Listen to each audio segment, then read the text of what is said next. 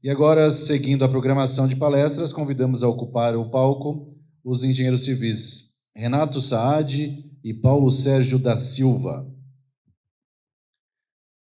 Renato Saad, engenheiro civil pela Universidade Paulista, pós-graduação em materiais de construção pela Escola Politécnica da USP, mestre em tecnologia de construção de edifícios pelo IPT, doutorando em engenharia de materiais e nanotecnologia pela Universidade Presbiteriana Mackenzie, consultor há 29 anos em patologia de concreto e revestimentos.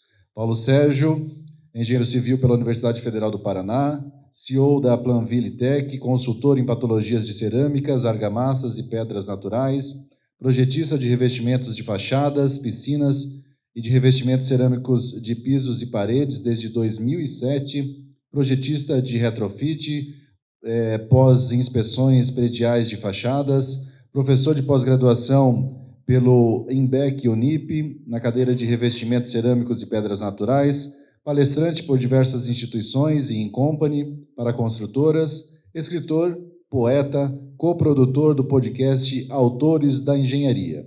Com vocês, os nossos palestrantes. Pessoal, boa tarde. Prazer em estar com vocês, né, meus amigos, né? Uma prova real aqui, o Paulo Benaus da Promo, né? Sou projetista de fachadas desde 2007, né? Com a Promo de Jaraguá, né? E eu gosto de palestras conversacionais, né? Então, você chegue mais perto, né? Quanto mais vocês participarem, melhor vai ser esse evento, tá? Vai ser um prazer, né? Estou aqui com o meu grande amigo Renato Saad, né? Nós temos vários programas de podcast junto, né? Então, Renato, se apresente. Cuidado só na microfonia aqui, né? Deixa eu ficar... o Paulo vai começar, a gente separou em 2 palestras, meia hora cada um, tá bom? Senão ia ficar um jogralzinho aqui. Mas a gente tem um trabalho juntos, eu conheço o senhor, que eu dou aula aqui pelo IMBEC Santa Catarina, já perguntei do mútuo algumas vezes, nunca entendi, hoje eu vou tirar cabelinho branco, eu vou te procurar. A ideia, então o Paulinho vai falar um pouquinho, vai falar sobre esse tema que nos foi proposto, é um tema desafiador, eu estou patologista aí há 30 anos, eu mexo sempre com o final da cadeia alimentar da construção civil, né, que é o tubarão final ali, né, mas e o Paulinho está no começo, ele está no projeto, e eu estou no projeto de pós-obra ou recuperação, assistência técnica, né, mas hoje nos propuseram falar sobre desafios da inovação tecnológica. Então, o Paulinho vai começar, depois eu dou a sequência, tá bom? Então, já foi... Nossa, fiquei até emocionado, né? Uma leitura daquela, né? Eu pensei, será que sou eu que ele está falando? Basicamente, né, eu me confundo com a Planville, né? A Planville é uma empresa que foi formada, incentivada pelo grupo Incepa, né? Eu brinco que eu sou engenheiro civil, mas na verdade eu sou engenheiro de barro, porque eu me formei na Federal em 86, em 87 entrei no grupo cerâmico Incepa e fui sinterizado num forno de cerâmica, né? Então a minha carreira, ela basicamente vem na história da cerâmica. E naquele tempo a cerâmica tinha 20 por 20, né? A maior era 30 por 30, né? Tanto que até hoje fala, né? Assentamentos com mais de 900 centímetros, dupla camada, não é isso? Mas, pessoal, a menor cerâmica hoje é 60 por 60. Eu tenho cerâmica de 1 metro por 3, não é isso? Então, nesses anos, vou nessa carreira e também me tornei patologista por causa que, sendo do grupo cerâmico, a gente lidava com a dor, né? Com a desesperança de comprar uma cerâmica de ponta, como é uma do grupo Roca, e, além de vias de regra, ela vai ser mal assentada. Fora os probleminhas que a fábrica também pode ter. Então é um prazer estar aqui com vocês, né? Um novo convite da Jéssica, né? Miguel, Val, aí nós estamos carinho, estamos bem felizes. Então, rapidinho, né? Com o Renato a gente tem vários projetos, convidamos vocês para assistirem, né? Que é Autores da Engenharia, que fala de quem escreve a engenharia no Brasil. Nós entrevistamos 32 pessoas que generosamente escreveram livros que basicamente embasam a engenharia. E temos um curso também chamado Revisitando as Normas, do qual temos algumas pessoas, o Serra, a Val, frequentam, onde você presencia um bate-papo sobre os temas das normas de revestimento, do qual é fundamental. Então, fui provocado, né, pela Jesse para falar sobre inovação e tecnologia, não é isso? No campo de revestimentos, né? E eu quero dizer para vocês, qual a grande inovação? Qual a maior inovação num país que nem o Brasil? É o que está escrito ali, ó. O conceito base da concepção atual dos edifícios consiste em considerar que o primeiro dia do edifício é o dia que você faz o quê? A primeira linha do projeto. Então, nós estamos num país que basicamente não detalha. Estou passando um projeto de fachada.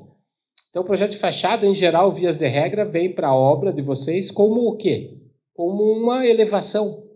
E antigamente só duas, uma de testada principal, uma de lateral. Quando, na verdade, você tem um monte de coisas. Acho que está no automático ali, né? Acho que eu tenho que voltar, né? Não sei se está no... então. Senão eu vou indo mais rápido, né? Eu vou voltando aqui. Pessoal, então, qual que é a inovação que eu estou propondo para vocês? Não? Então, é a palestra que está acelerada. Pessoal, o ato de inovar é o ato de detalhar e projetar. E para isso, por mais que estão vendo a palestra ali, eu passo nesse momento o microfone a quem acreditou na inovação, né? Considero uma das maiores referências da engenharia catarinense, tá? Tenho muito orgulho de trabalhar com a Proma desde 2006, né? Começamos fazendo um case chamado 29 de outubro na época, né? No qual ele foi um pioneiro na aplicação do porcelanato em fachada no Brasil. E então, o Paulo, dentro de um monte de inovações, eu não podia vir falar para vocês inovações sem, primeiro, agradecer em público ao meu amigo Paulo Benaus, e segundo, que ele pudesse falar como é importante e como, nesses anos todos, ele investe nisso. É uma gentileza do Paulinho, né, me convidar. Eu sou aluno dele, na verdade, né? Mas a gente estreou junto nessa questão de projetos de fachada em 2006, conforme o Paulinho falou. Tivemos um grande desafio de colar porcelanato na época, 40x40 na fachada, e como nós faríamos isso, né, e ter essa aderência perfeita. Foi aí que iniciou esse trabalho grande de pesquisa, de estudos, e nasceu praticamente, né, esse projeto de fachadas. De lá para cá, a nossa empresa, independente do padrão do edifício, nós realizamos o projeto de fachadas. Quem eu posso recomendar, quem eu posso transmitir essa experiência, não deixe de fazer isso, que fatalmente minimiza e mitiga enormemente o risco desse tipo de problema nas fachadas, que de lá para cá estava muito na nossa mão. E eu diria que nos últimos 5 anos nós temos mais um agregado aí na discussão das patologias, que são os fabricantes. A gente confia plenamente no material que a gente está recebendo, de altíssima qualidade, e a gente vê e sabe que, na verdade, não é. Uma fachada que há 10 anos você aplicou o mesmo produto, tinha uma resistência, uma consistência, passa tempo, muda os componentes das argamassas, o fim dos componentes que você vai colocar numa fachada, e vira um grande problema e é uma grande dor de cabeça, independente do tamanho do prédio, né? Mas normalmente os prédios com verticalidade grande acabam tendo bastante dificuldade. E a outra coisa que o Paulinho provavelmente vai comentar e que eu recomendo muito é a questão das especificações das cerâmicas. Também é uma necessidade e não uma confiança plena de nós termos nos fabricantes, porque é muito bonito na hora de fazer a compra, na hora de fazer as especificações, está tudo muito certo, tudo muito tranquilo, mas na primeira patologia que der, as especificações estavam na caixa, a nossa assistência técnica vai dar uma olhada, enfim. A última coisa que ele vai te dizer, se efetivamente ele tiver a culpa no cartório, sinto muito lhe perder como cliente. Esse tipo de coisa eu já ouvi pelo menos umas 2 ou 3 vezes, sendo cliente há mais de 20 anos de um fabricante e deixando a gente na mão. Então, explore o máximo que vocês puderem, né? O Paulinho tem essa especialidade, eu não estou fazendo propaganda dele, tem outros profissionais, mas antes de especificar qualquer revestimento cerâmico, verifique a qualidade e a garantia e muitas vezes peça para que eles possam fazer a garantia escrita, né? Se ainda não derem a garantia escrita, que vai ser difícil, registre por e-mail. Conforme acordado, tem isso, não mancha, isso, aquilo, aquele outro, enfim, todos os cuidados possíveis. Então, acho que é só dizer que a gente é um defensor da técnica, né? E quanto mais nós pudermos nos garantir, fatalmente nós vamos minimizar e evitar os nossos custos pós-obra. Sinto muito, Renato, mas quanto menos a gente puder ter um trabalho, melhor. Estou brincando. Mas o Renato está aí também um grande parceiro, um grande professor, né? E que fatalmente vai nos ajudar sempre que a gente tiver um grande problema também, porque é um especialista da área e gosta, né? Como diz o Paulinho, né? Da boa engenharia. É isso, né, Paulinho? Obrigado. Bom, pessoal, para mim é uma honra, né? Então, conheçam a Proma, tá? Eu acho uma empresa singular. Para mim é um prazer. Então, dentro desse momento de conversa, que se estende depois uma roda de debate, né? É muito importante entender que a proposta, então, num país que é tão desorganizado culturalmente, na minha opinião, projetar é a primeira grande inovação. Ok? Porque quem não projeta vai plantar o quê? Desorganização. E a desorganização vai ser passada naquele imóvel que você vai lançar. Então, nesse conceito de ciclo de vida de útil funcional, onde o valor de investimento do imóvel não acaba na aquisição do imóvel. Depois vem os custos de manutenção. Então, um imóvel que nasce saudável, que tem projetos que otimizam as soluções, eles vão ser mais palatáveis para quem faz a gestão condominial. E essa é a engenharia que eu, o professor Renato, nós pregamos aí pelo Brasil. Então, o professor e arquiteto Fernando Branco, português, daquele livro que o Serra conhece, né, Manual de Manutenção, ele fala que a idade do edifício começa na primeira linha do projeto. Então, chega de desconexão da arquitetura com a engenharia, da engenharia com a sindicância. Porque, na verdade, na vida útil funcional, aquela edificação vai valer do primeiro traço do arquiteto à próxima ata que o síndico vai fazer daquele edifício que você construiu. Não é isso, Paulo? Cada edifício da Proma é um filho, né? Que vai amadurecendo. Tá? Nesse edifício 29 de outubro, né? Na época, o Paulo fez uma indústria cerâmica, eu conheci ele naquele ato, que era a Cerâmica Eliane, a fazer a RT do acompanhamento. Eu vim como uns que ia executar o serviço de fiscalização. Ele não queria somente uma garantia, houve um contrato para isso, né? Isso é fazer acordos corretos, acordos para o bem da edificação. Então, seguindo um projeto de fachada, ele precisa ser detalhado e hoje ele pode ser modelado. Então, esse é o verve, né? Esse aí são porcelanatos. E nessa fase anterior aí, tinham porcelanatos negativos, colocados nos mais diversos andares. Hoje tem uma pintura. O projeto mostrou o risco que tinha de manutenção de um porcelanato colocado em pena negativa. Ao longo de quantos anos, pessoal? 5, né? Jurídico? Não. 40 anos, vida útil funcional. A engenharia tem condição de pendurar esse porcelanato, mas eu desconfio que a sindicância não tem a visão para cuidar dele por mais 35 anos. Então, você tem que detalhar tudo isso, e isso leva a um outro princípio do arquiteto Fernando Branco que eu gosto muito. Fazer projetos anti-água. Gostaram? Esse é um português de Portugal. Anti-água, por quê? A água é a maior parte dos problemas. Então, quanto mais a água tiver na gota céssio, quanto mais for aquela questão ali de hidrofilicidade, então o que acontece? Mais ele vai causar, inclusive, até limpeza, mas isso eu vou me abreviar, porque o Renato vai mostrar novidades para nós muito boas nesse sentido. Então, você pode fazer um prédio ficar praticamente um gato. Você sabe que um gato é, na verdade, o único ser autolimpante que existe, né? Não é isso? Um gato é, de fato, autolimpante, não é? Então, você tem hoje tecnologias verdes que podem garantir e otimizar esse desempenho. É o que a gente mais tem feito na Proma, inclusive. Então, por exemplo, esse é a nanotecnologia. Você vai, aquele ali é um bloco Ciporex, está dentro de um conezinho. Você perceber que é muito importante você proteger uma superfície, mas é fundamental que ela respire tanto protegida. E é isso que é muito importante. Vamos colocar um pouquinho de ar. Então, ele não deixa entrar, a água fica em forma de gota Céssio, mas a gente coloca mais fundo de água para vocês perceberem a passagem de... E isso é fundamental, pessoal. E existe tecnologia para isso.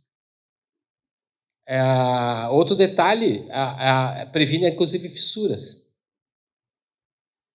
Então, que baita fissura, né, Serra? Gostou, não? Então, você pode deixar esse frasquinho, ele não vai ter por causa da gota Céssio. Cada vez que ela tenta entrar naquela cavidade, ela vai ficar no efeito Lotus. Só isso é muito legal, tudo isso é importante e isso tem que nascer em projeto. Com a Nano4U, que é a mesma que traz o Protege da França, eu trabalho com eles desde 2008. Nós estamos lançando agora, o Paulo nem conhece ainda, a Nano Rocha, no qual é uma textura que vem com flexibilidade. Nosso advogado está aí, mas sumiu, é o Camacho. Ah, está ali, né? Eu soube que você está com a Nano Rocha, né? Ontem eu soube.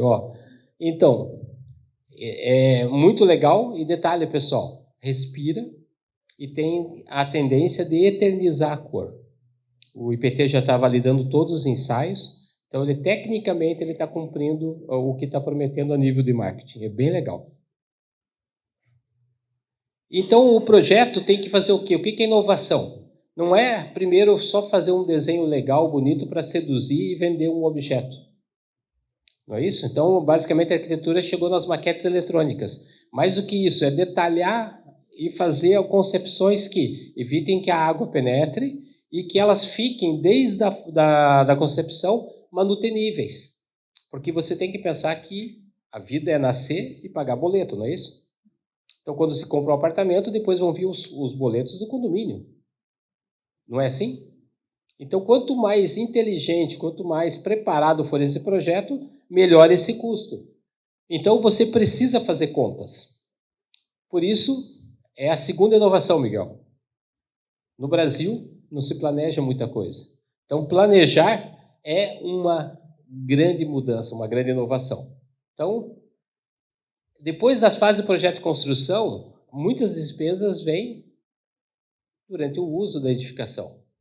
E aí começa que você praticamente não tem no Brasil planos de manutenção definidos. Se faz por reação. Começa a ter problema na fachada, faça o orçamento. Então, essa organização precisa acontecer aonde? No planejamento. Porque na norma, quando o síndico pega o nosso manual e vai para o dia seguinte da entrega do apartamento, começa as grandes perguntas. Ele sabe ali do que é feito o prédio, várias coisas que o manual disse. Felizmente, cada dia mais bem escritos, né? A Val é uma escritora de manuais, né? Conheço a Val, você conhece, ela é daqui ela é a mais gaúcha das joinvilenses. Então, com quem, quanto custa, de onde vem o suprimento financeiro? Então, você tem que ter um planejamento e ir fazendo fundo de caixa. Porque a manutenção vai garantir que tudo que a Proma, a Roga, qualquer empresa que seja bem organizada faça, de fato, dure durante a vida útil funcional da edificação. E assim é com a fachada, que na verdade é a nossa especialidade, o sistema mais exposto, porque ele é a pele da edificação. E sendo a pele, ele vai garantir que ela seja de fato jovem e bonita.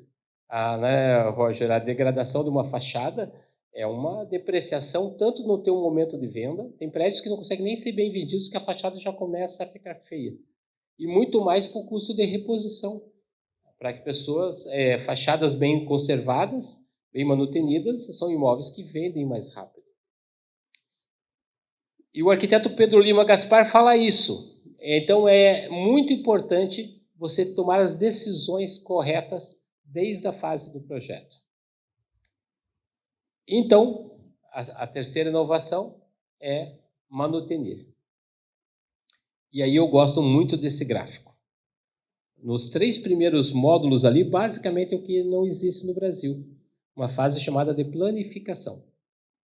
Então, a reta brasileira de boleto que você entrega para o teu cliente é a linha vermelha, onde você praticamente não investe nada em níveis de planejamento, projeto anti-água, e vai indo. E você gera uma receita de uma construção com custos muito indefinidos, porque você muitas vezes não sabe nem exatamente o que você vai comprar, porque os projetos vão chegando junto com a obra, e você entrega no boleto materiais muito, muito frágeis. E com isso tem um custo muito alto. E essa é uma curva que ela é estatística, foi lançada no livro de engenharia, Manual de Manutenção de Edificações, no qual 32 professores escreveram esse livro. Eu e o Renato fizemos o capítulo de fachadas, né, Renato?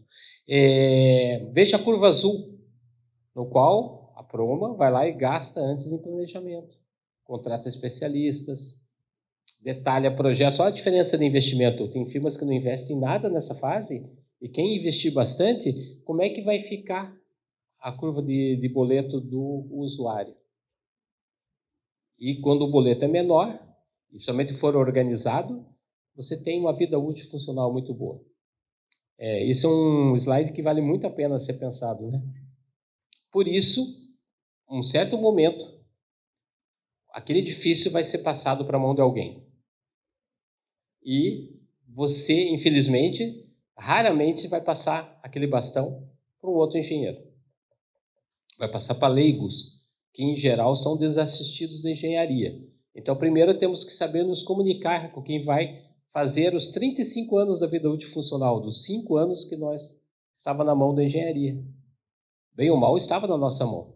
Então, para isso, estão sendo feitas várias abordagens para que a engenharia também ocupe o apoio ao síndico, que a gente chama hoje de engenharia condominial.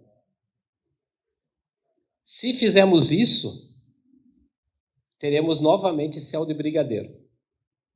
Lembra de céu de brigadeiro? Lá em Curitiba a gente nem conhece muito o sol, né?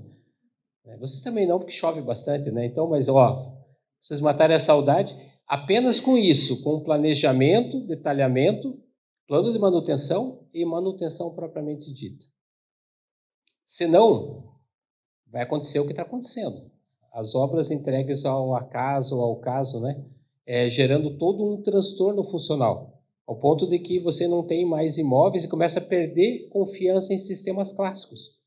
Não vou colocar mais pastilhas, que pastilhas caem. Mas caem porque elas são ruins conceitualmente, ou porque elas estão sendo mal assentadas, mal produzidas, ou até mal cuidadas. Nós temos no mundo cidades com pastilhas de 300, 400 anos. Nós temos São Luís do Maranhão com pastilhas de quase 500 anos. E daí?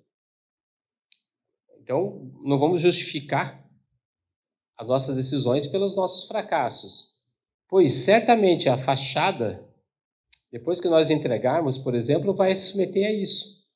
Uma grande maresia, por exemplo. Isso aí é uma foto do amigo do Renato, do Ângelo Juste. Manda a foto para o Juste aí, ó. O nome dele ali, ó. Dá para ver até um tubarão. Isso é em Recife, na Boa Viagem. Está vendo o tubarão indo na sacada ali? Porque tem tanto tubarão que eles até voam, né? Ele fez essa foto e mostra como é que é com o vento os sais. Então, calcule. Os edifícios se movimentam cada vez mais, estruturas mais flexíveis com ventos de carga maior. Então, você tem o quê? Muito mais deformação.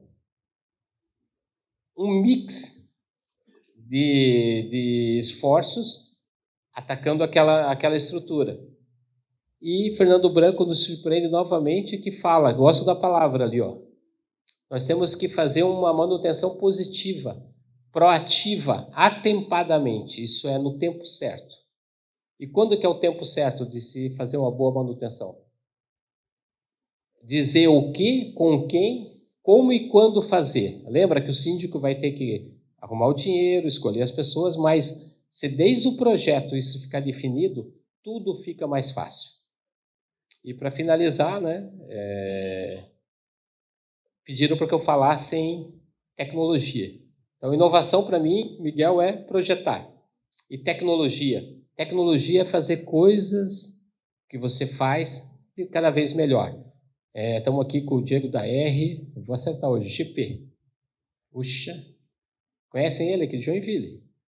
Então, a inspeção térmica com termovisão para justificar o que você vai fazer depois com o martelinho de bate-show. Tá? Essa é a biblioteca da PUC, em São Paulo, onde mostra as ilhas de calor. A gente conseguiu resolver uma situação que podia ser até...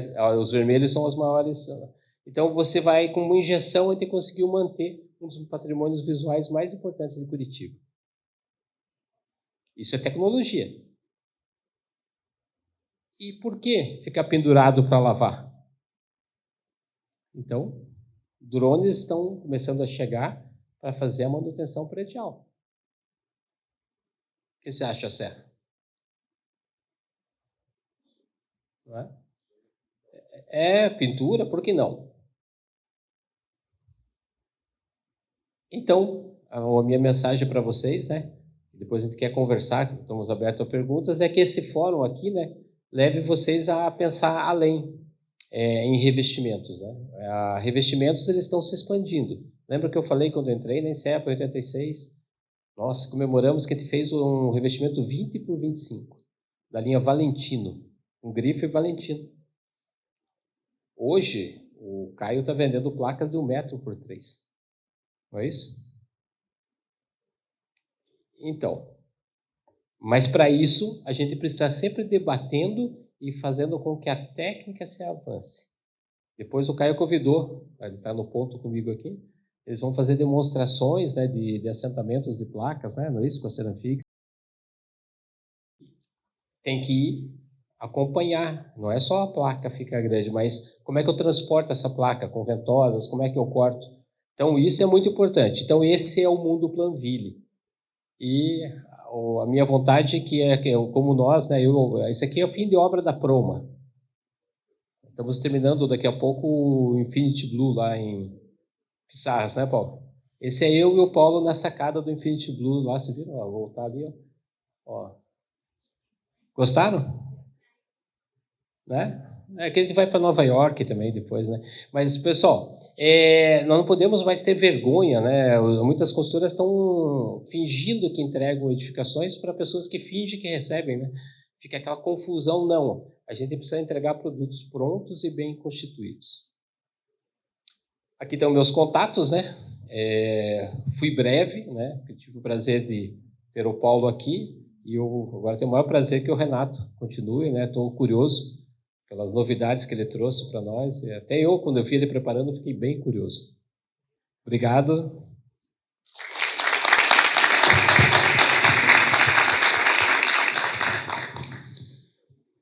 É bom, né, ver os amigos aqui, tudo bem? Muito bom estar aqui com vocês. Quero agradecer a Jesse pelo convite, é um prazer.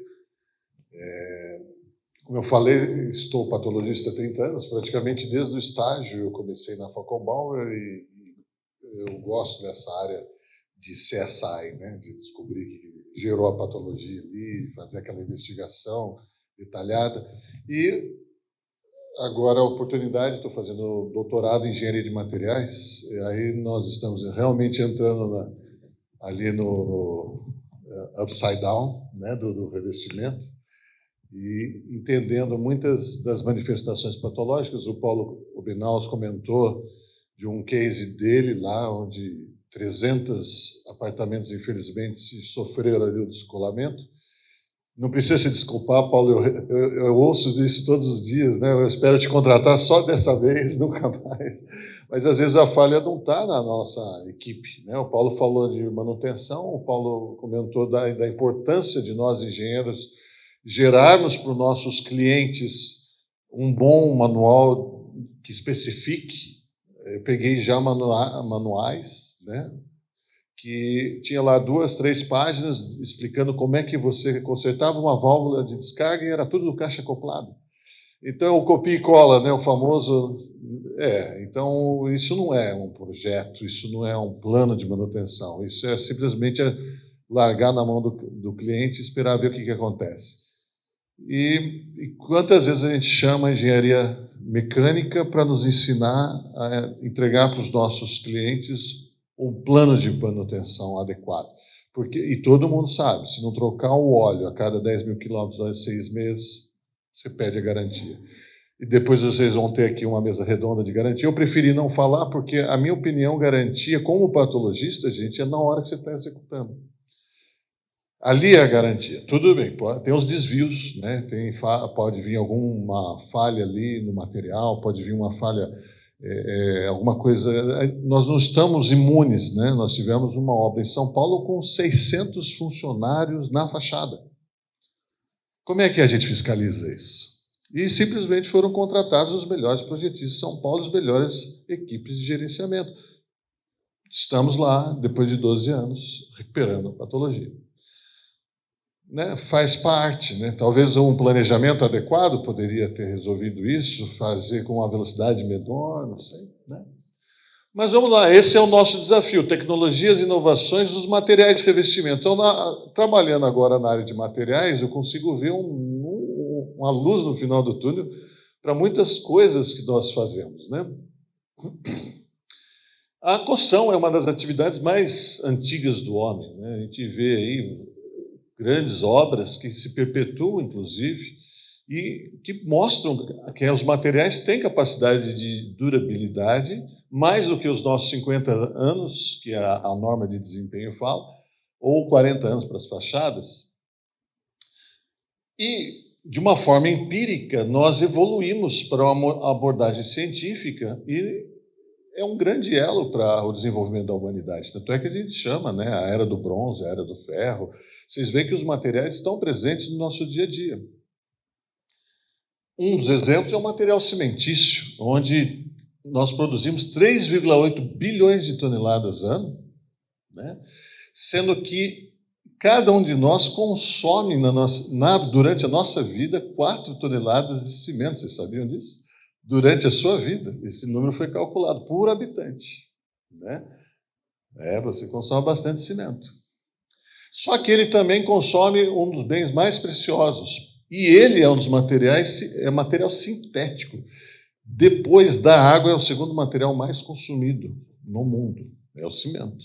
Olha que grande invenção, né? O Joseph Aspin. Né?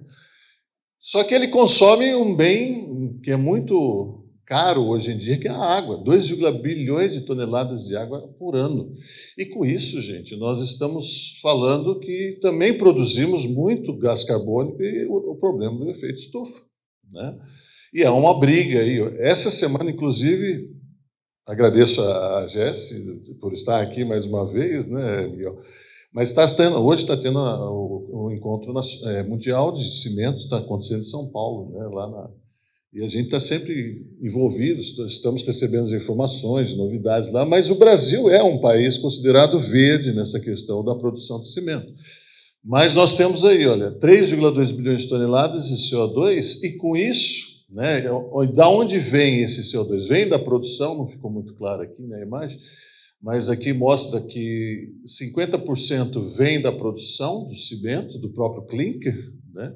40% vem do sistema depende do sistema que é utilizado para queima, né? Então aqui a etapa de queima e sinterização da argila e dos calcários, né? Criando ali então 40% de emissão de CO2, e o restante existe um cálculo inclusive, né, 10% aqui, em função da moagem, em função do transporte até o local de consumo, a embalagem, tudo calculado. E o cimento é um grande vilão. E isso é uma ameaça à sustentabilidade e às nossas futuras gerações. Então, a gente tem que... Eu estou falando do cimento especificamente. O tema hoje é fachadas, né, revestimentos. Então, o que eu posso fazer para minimizar isso? Então, a engenharia de materiais, e juntamente com a nanotecnologia, se pretende aumentar a durabilidade. Se eu conseguir diminuir patologia, eu batendo em mim, né? Porque o meu ganha-pão é a patologia. Mas tem patologias que, gente, não tem sentido. Nós estamos executando a obra e já está dando patologia durante a execução. E às vezes falha o quê? Um engenheiro que não está ali acompanhando, larga a mão na mão do funcionário, uma especificação mal feita, uma falta de planejamento. Se eu pusesse aqui aquele gráfico de origens das manifestações patológicas, vocês vão ver que 50% iniciais ali, ou pelo menos 40%, há 30 anos esse número se repete, é falta de planejamento, é projeto. Então está nas nossas mãos diminuir isso aqui. Então, aumentar a durabilidade das construções, é isso que eu procuro. Se eu aumento a durabilidade, eu diminuo manifestação patológica. né? Então, eu melhoro o desempenho, e desempenho é comportamento em uso, né? Então, desempenho não é garantia. Desempenho não é só durabilidade. Desempenho é comportamento. Como é que aquele edifício colocado aqui em Joinville vai se comportar diante da situação de exposição? Esse mesmo edifício colocado, né, meu amigo aqui que vende apartamentos aí, está tentando vender uma cota lá do Beto Carreiro para mim, não era isso não, né? Mas se eu pegar esse teu edifício e colocar lá em Porto Alegre, eu colocar lá em Brasília, ele vai se comportar diferente. É a situação de exposição. Nas nossas aulas a gente fala, nós temos situações de macroclimas e microclimas localizados, né? Então eu tenho que diminuir patologia como? Melhorando a característica de capilaridade, absorção. A água, que é o nosso grande bem, também é o nosso grande vilão. É com a água que eu faço o meu concreto, minha argamassa, mas a água, depois que está tudo ali cristalizado, estabilizado, ele é um vilão, porque ele vai permitir fixação de micro-organismos, vai penetrar pelas fissuras e vai provocar infiltrações, ele vai lixiviar os materiais. Temos aqui um grande aplicador de projeto de desimpermeabilização, que há quantos anos? 48 anos fazendo impermeabilização. 36 de projeto. Eu não gosto de impermeabilização, porque eu nunca sei para onde a água vai, né? Na fachada é mais fácil, e a tendência dela é ir para baixo, né? Mas no plano, ela entra aqui e sai ali na frente, né? Mas qual é o segredo? É o projeto, um projeto bem feito, um planejamento bem feito. Diminua a porosidade, aumenta as resistências mecânicas, diminui o módulo, tudo isso a nanotecnologia vem melhorar. O módulo está ligado à rigidez. Hoje em dia nós temos edifícios cada dia mais altos, mais flexíveis, então a gente tem que pensar nessa flexibilização dos nossos materiais. Resistências químicas, já ouviram falar em concreto autocicatrizante ou autorregenerativo? São bactérias, ou alguns materiais são utilizados dentro do concreto, que na hora que abre a fissura, essas bactérias começam a atuar na presença de água e elas mesmas fecham ela fecha a fissura, né? Existe até está aqui, depois quem quiser, existe uma associação internacional, se chama Realize Ultra High Durability Concrete, onde eles estudam isso no mundo inteiro, há comissões no mundo inteiro, porque o concreto, como ele é um dos elementos mais utilizados pela humanidade, e é fácil, né, de utilizar o concreto, você pega um pozinho, leva para onde você quiser, pôs água e ele toma a forma que você quiser, e com resistência. Então, quanto mais ele durar, melhor, né? Você mede, inclusive, um país em função do consumo de cimento. Diminuição da emissão de CO2, aí diminuindo tudo, né? Captura de carbono, novos tipos de cimento, substituição do clinker por escórias e pozolanas e adições. Combustíveis alternativos para o sistema de produção. Hoje nós temos uma indústria muito ativa nesse sentido. Ela pode diminuir até 40% da emissão de CO2. Eficiência energética nessa produção. E contribuir para a sustentabilidade, né? Quanto menos manutenção, menos consumo de recursos, mais ecoeficiência, eu tenho produtos que vão ser inovadores no sentido de garantir durabilidade e garantir que as nossas novas gerações, as futuras gerações, tenham condições de ter uma vida saudável ou digna, né? Meu filho um dia disse, tudo será seu, né? Está lá, né? A carinha dele ali, né? E agora? O que nós estamos deixando para as futuras gerações, né? Então, vamos falar um pouquinho da tecnologia, os nanomateriais da engenharia civil.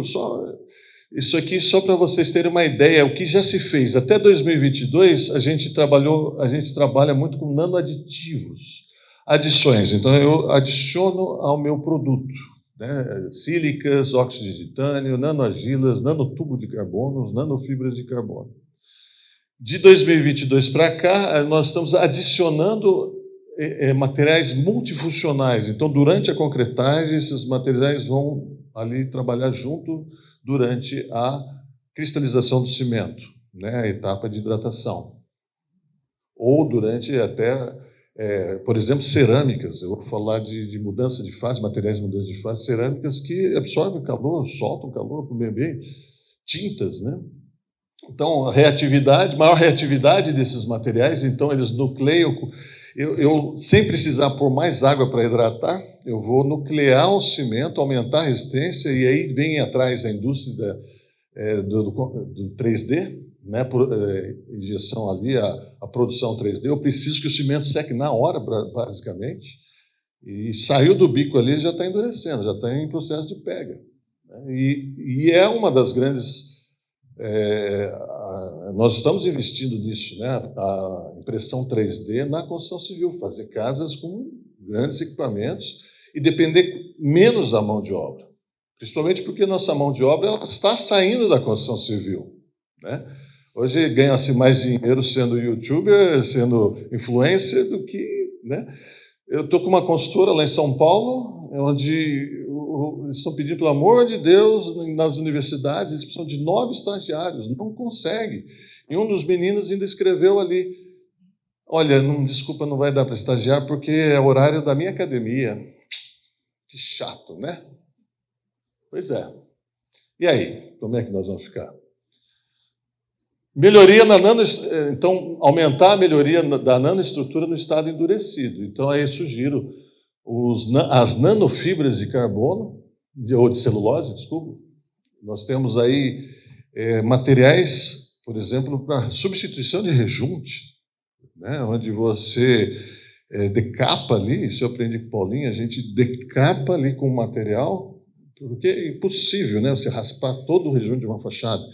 Então, você decapa, o material vai soltar ali 2, 3 milímetros do rejunte e você vem com um rejunte com nanofibra de celulose, tem capacidade de aderência e flexibilidade.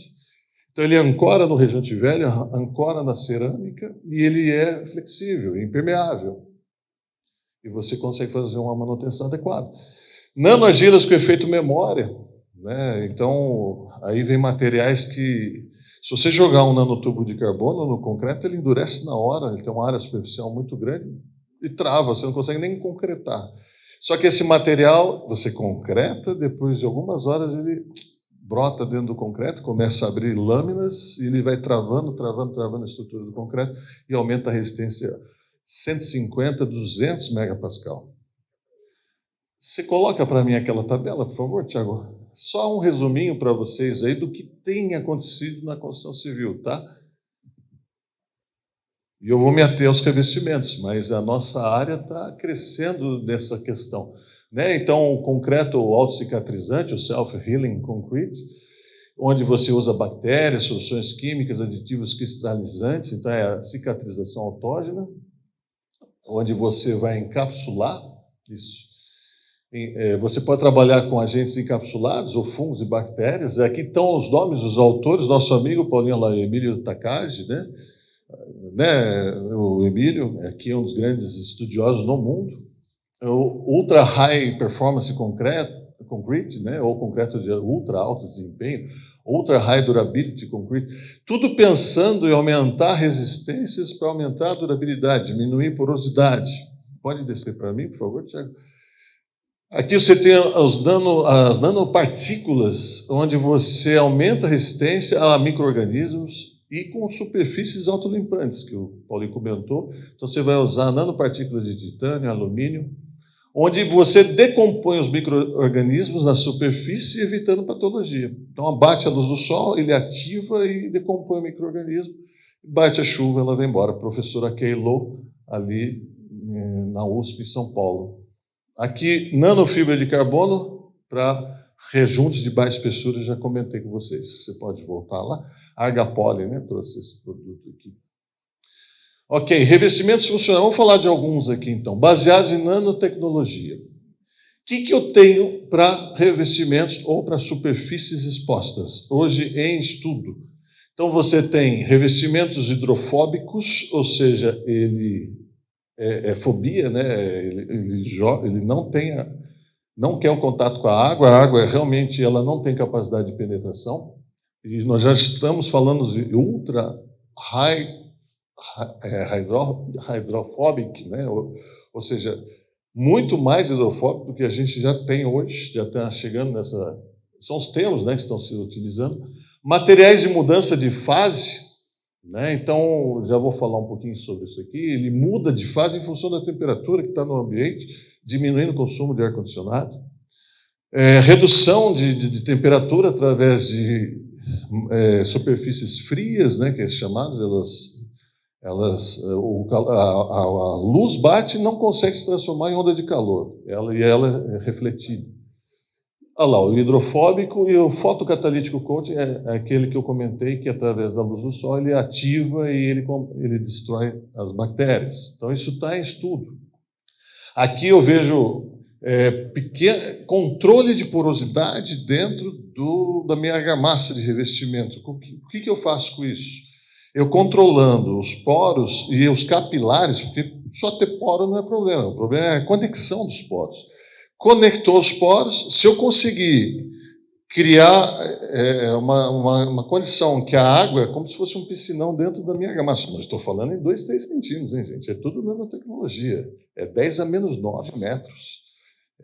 Lá dentro, você não enxerga isso, né?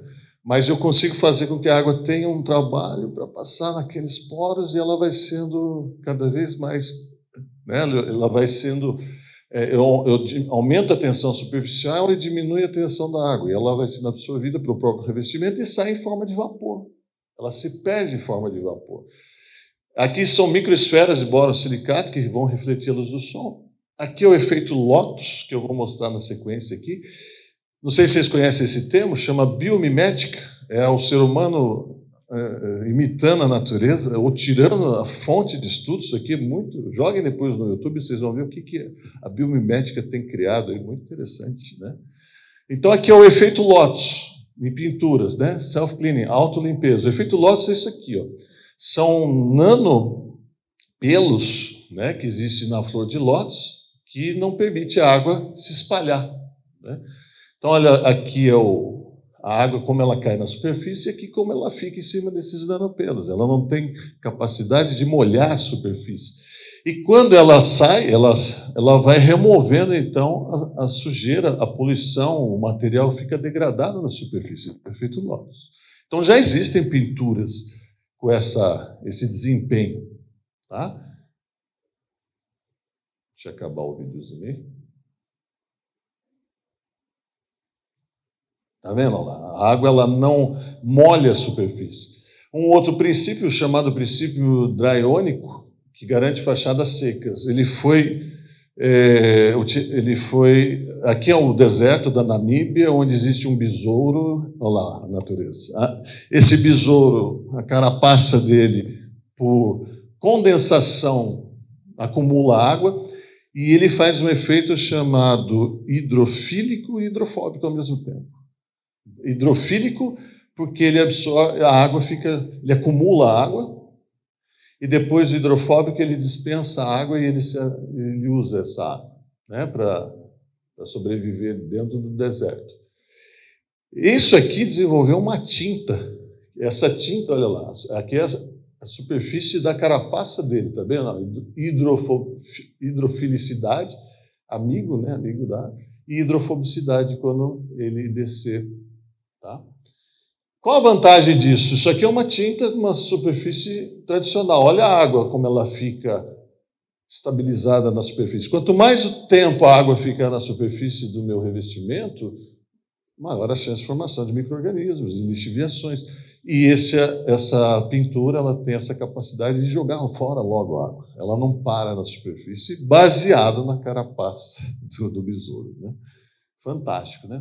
Materiais com mudança de fase, ou Phase Change Materials, PCM, são materiais que aqui é o estado inicial, são microcápsulas que são colocadas propositalmente, nanocápsulas, dentro dos materiais de construção, né? Cerâmicas, tintas, argamassas, concretos, onde aqui a cápsula ela está no estado sólido. Conforme a temperatura esquenta, a temperatura aumenta, ele vai absorver esse calor e vai fundir. Tá? Aí ele absorve calor e funde, fica lá dentro fundido. Quando esfria a temperatura, ele volta, ele dispensa o calor que está dentro dele e volta a endurecer. Ele fica nesse efeito. Então, é um material, alto calor de fusão, então ele se derrete, ele solidifica eternamente, ele fica fazendo esse efeito. O que ele faz? Ele mantém o ambiente sempre 23 graus Celsius. A ideia é diminuir o consumo de energia através do ar-condicionado. Você tem um consumo muito alto, né? Olha lá, olhando a microestrutura do material, né? São essas nanocápsulas, né? E aqui no estado congelado, ou no estado solidificado, vamos dizer assim, 18 graus, 19, a temperatura está aumentando, olha lá, chegou em 23, ele vai fundir. Mas ele não estoura a cápsula, né? Ele segura a temperatura dentro dele, e na sequência, então, conforme a temperatura ambiente vai caindo, ele devolve os 23, a temperatura aquecendo o ambiente. Fantástico, né, gente?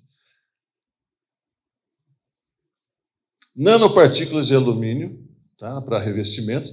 Aqui é um estudo onde um papel de parede. Papel de parede é fatal para a formação de micro-organismos, né? A celulose da cola, do material.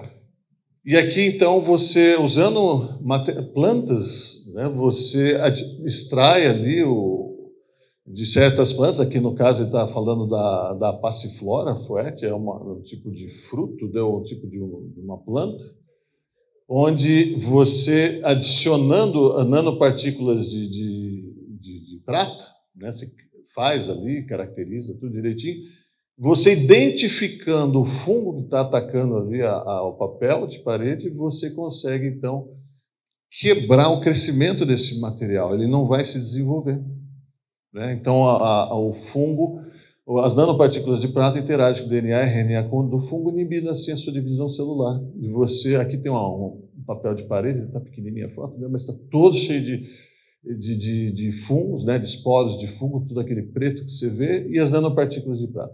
Nanopartículas de prata, vocês conviveram agora na pandemia. Já viram as máscaras com nanopartículas de prata? Né? A prata em si é fatal para nós humanos, né? Mas a nanopartícula, ela é protetiva. Ela protege, inclusive, antivírus, antibactérias. Tá? Bom, nós temos muito a evoluir. A engenharia de materiais, nanotecnologia e materiais de construção ainda é pouco explorada, apesar de seu grande potencial no desenvolvimento de uma nova geração de revestimentos inteligentes e ecoeficientes, podendo gerar edificações de maior durabilidade, economicamente sustentáveis do ponto de vista de manutenção. Obviamente, gente, a gente não vai sair comprando isso e aplicando, né? Nós temos argamassas colantes flexibilizadas, nós temos cerâmicas com mudança de fase, nós temos muito material, mas como eu vou usar, quando eu vou usar, em que situação eu vou usar? Aí entra engenharia, planejamento, né? E é isso que nós precisamos desenvolver, tá bom? Eu gosto, né? Alguns já viram várias vezes esses videozinhos. Eu gosto desse exemplo. Jesus Cristo fala sobre. Jesus era um construtor, né? O fato dele ser carpinteiro, ele era um faz-tudo há 2000 anos atrás, né? E ele conta a história, essa parábola são dois homens, um sensato e outro imprudente. O sensato, todo o conhecimento dele está em cima da rocha. E vem as chuvas, vem as correntes, batem naquela casa com ímpeto e ela não cai, porque ela está fundamentada na rocha. Porém, o insensato, ele ouve e não pratica, porque não tem alicerce, né? E quando vem a chuva, e não é uma casa submarina, tá bom? Não pensem que isso aí foi projetado para ser submarino. É uma casa indo embora. Grande foi a ruína daquela casa. Diminui um pouquinho o som para mim.